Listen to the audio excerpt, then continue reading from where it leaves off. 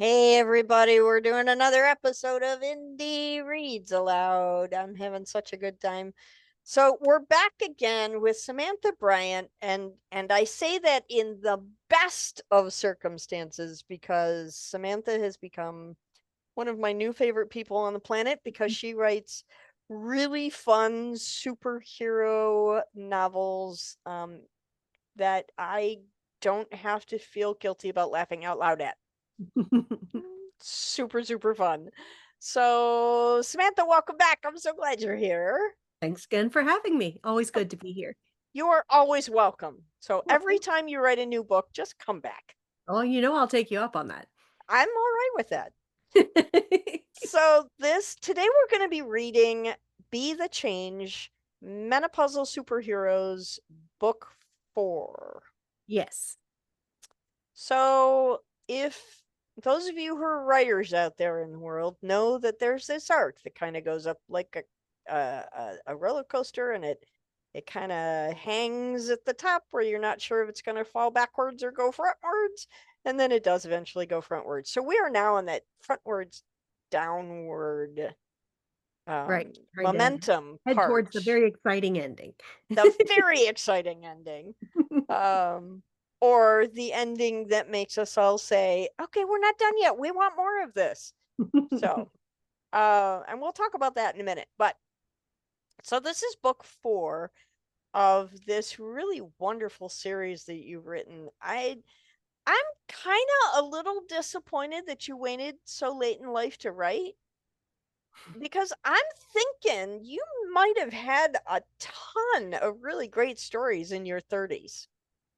Well, maybe someday I'll finish some of the ones I started when I was in my 30s. So that was going to be the question is, do you have covert manuscripts hiding in a drawer somewhere?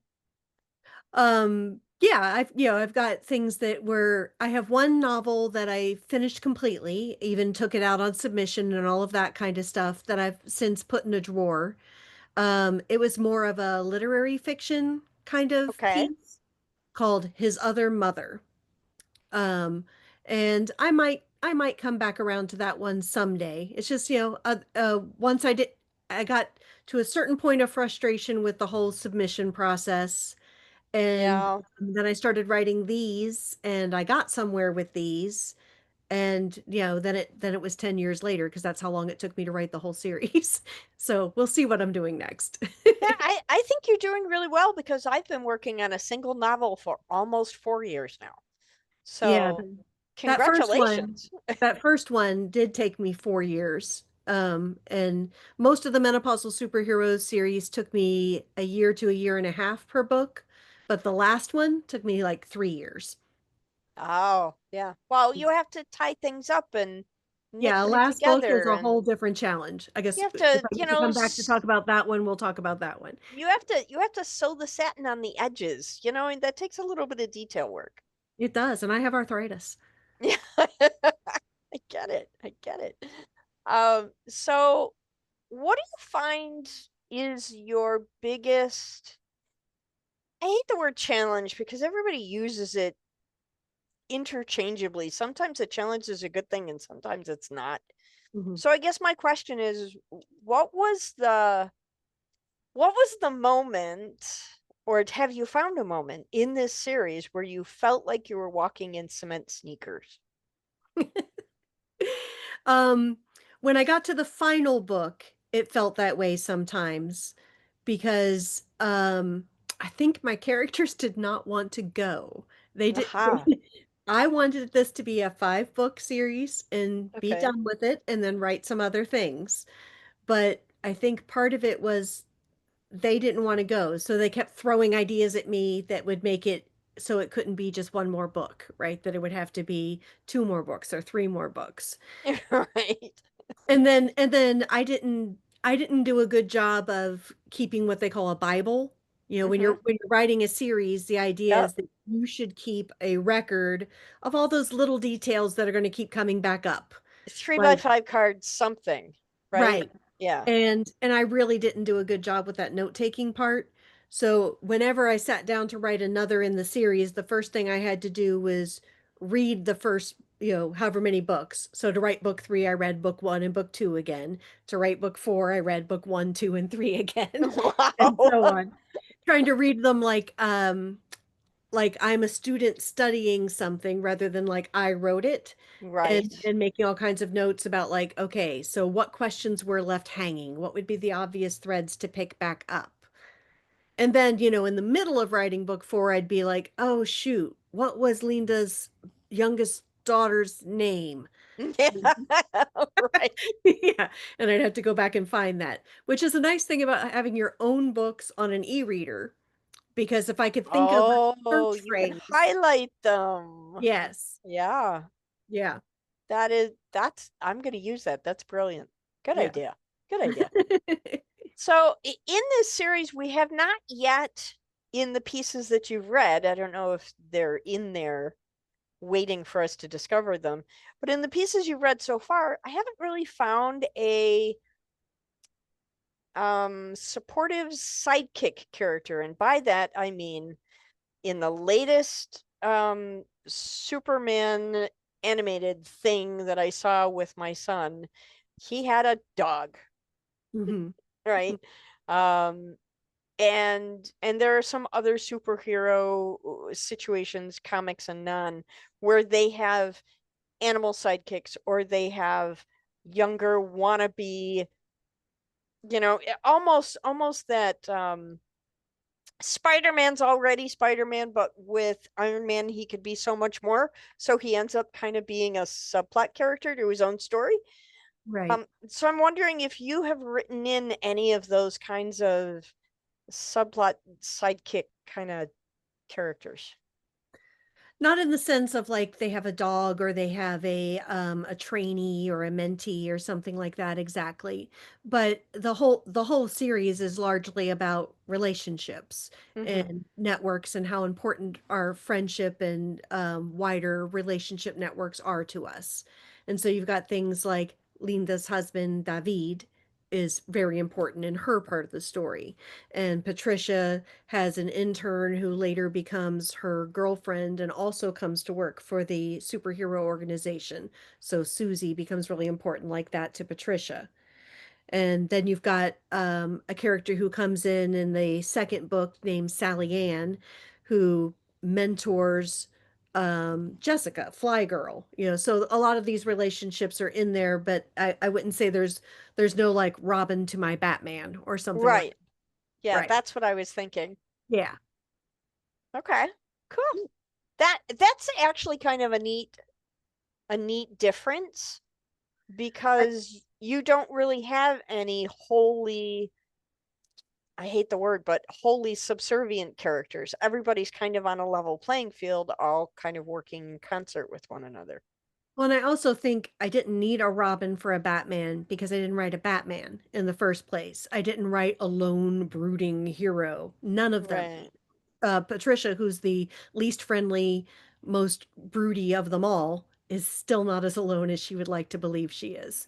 Um, Okay. so I guess I didn't need that thing to humanize my character that you need to humanize somebody like Bruce Wayne because they're all already very human. Yeah. Yeah. Okay. Cool. Awesome.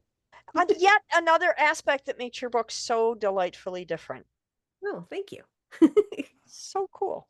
So today you're going to read from Be the Change, which is book 4 in the Menopausal Superheroes series. Mhm. And just because I started it as a thing, I'm going to keep it going. The first line of the synopsis is the city of Springfield cannot stay saved. Worse yet, the menopausal superheroes themselves are at risk this time when a new mutation causes dangerous spikes in the unusual abilities of all the Liu-vians. Okay, so this is so cool. They now have to deal with, like, menopause isn't enough. Now Right. they have to deal with, okay, all that's going to change. Yep.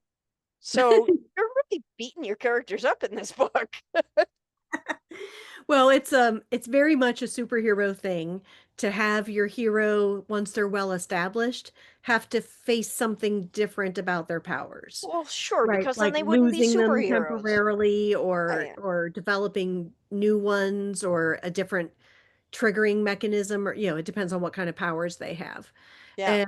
And I love that trope. It was one I because it gives you a lot of character possibilities, right? Sure. Anytime you've got somebody who feels like they know what they're doing and then you undermine that so that they have to be challenged in a new way, the character's going to be revealed in a very interesting way. Right. And it does, especially across the series, it helps to build that character story arc. Because even in real life, nothing ever stays the same. Right. It's like I thought I knew how to style my hair, right? And then it started to turn gray and its texture changed, and I had to learn again how to fix my own dang hair. Yeah, I got it. I totally get it. The Yeah. day I had to transition to trifocals was a really difficult day. It was hard to walk down the stairs that first time. It was for like a week, it was tough. Yes. Like holding on to the walls. Where Yep. am I? Getting old, I'm telling you. Not for Okay, the weak. so are you going to read from the beginning, the middle, somewhere in between? What do you set up what you're The going to read first first? chapter of this one, because this one starts with a very fun fight scene that introduces the thing we'll be fighting this time, but isn't too big of a spoiler for what happened in any of the other books. Awesome. Awesome. I love that. Okay. So, Be the Change, Mhm. Menopausal Superheroes Series, Book 4, Samantha Bryant. When you are ready, please take the microphone and read aloud. Okay. So this is chapter one called Patricia's Not a Lightning Rod. Do we have to talk about this now? Patricia O'Neill flung herself behind a park bench as a streak of lightning flashed across the lawn, blackening the patch of grass where she'd been standing moments before. Reflexively, her scales thickened, strengthening her armored skin to something akin to rhinoceros flesh. Luckily, the new communications earpiece stayed in place through her transformations. Leonel could still hear her. I'm kind of busy, Patricia managed to say. Standing near the center of the field, a slender black woman stretched her arms towards the sky. Wind swirled her hair despite the stillness of the day, and crackles of white light popped around her like small fireworks. It would have been beautiful if she weren't lashing out with deadly force at anyone who approached her. Two agents had already been carted off the field. Patricia did not want to be next. While being bulletproof had its advantages, it also meant that the Unusual Cases Unit, or UCU, tended to send Patricia in first. Bulletproof Lizard Woman played well in the press, even if the work could have been done by anybody in tactical gear. She was darn tired of being used as the biological equivalent of a tank.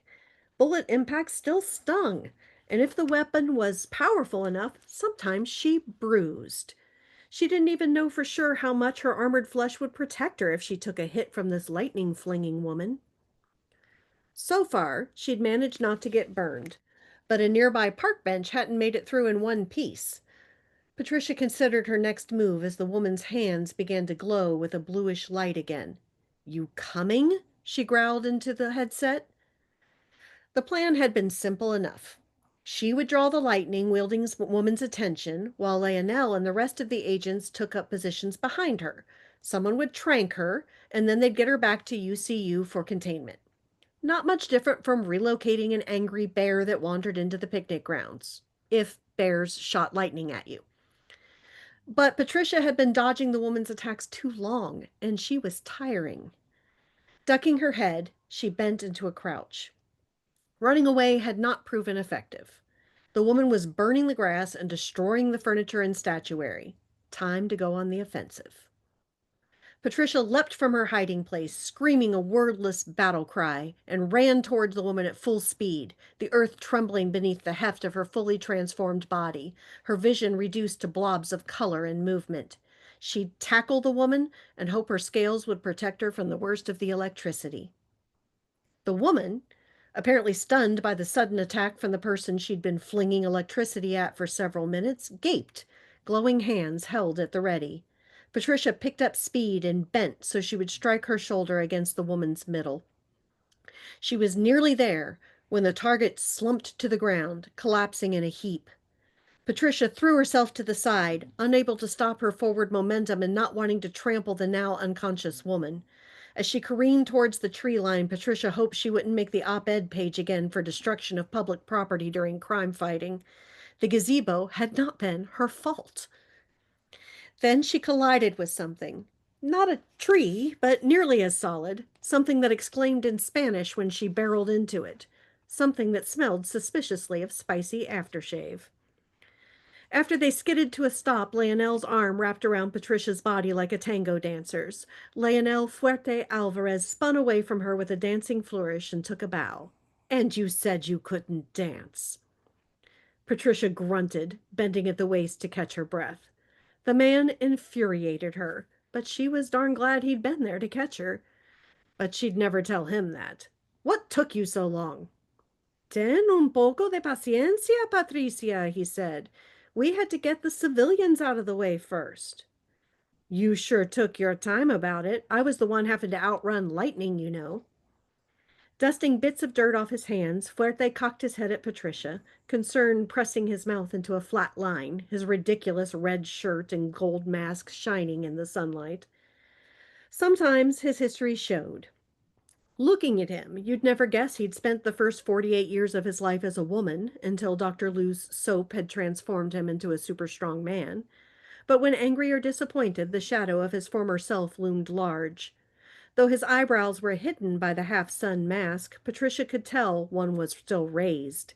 The raised eyebrow always went with the all-too-familiar arms across the chest and the tapping booted foot. The complete set of Latina mother disapproval, Leonel style. Not in the mood for a lecture, she held up a hand. Come on, we better get back to the scene and see how we can help. The lightning woman lay on the grass. Someone had rolled her onto her back. Leonel turned her head gently to examine her face. Does she look familiar to you? Patricia knelt, a little awkwardly since her feet were still fully taloned. She guessed she must still be too full of adrenaline to pull her transformation back in. The woman looked to be somewhere between 40 and 50 years old, if one could judge by the small lines around her eyes and mouth. Maybe a little young for the bits of silver streaking through her bush of black curls. Dressed in ordinary clothing, blue jeans and a pink hoodie. Nothing about her suggested the dangerous woman Patricia had engaged a few minutes before. She looked like somebody's auntie who had fallen asleep watching clouds. It was hard to tell with the woman's eyes closed, but Patricia did think she might have seen her somewhere before. She stopped one of the blue jumpsuited agents moving around the scene. Do we have an ID? He pulled out his phone and knelt between the two heroes to show the profile of one Marietta Cooper, age 64, longtime resident of Springfield. Dang, she looked good for 64. There was hope for Patricia yet.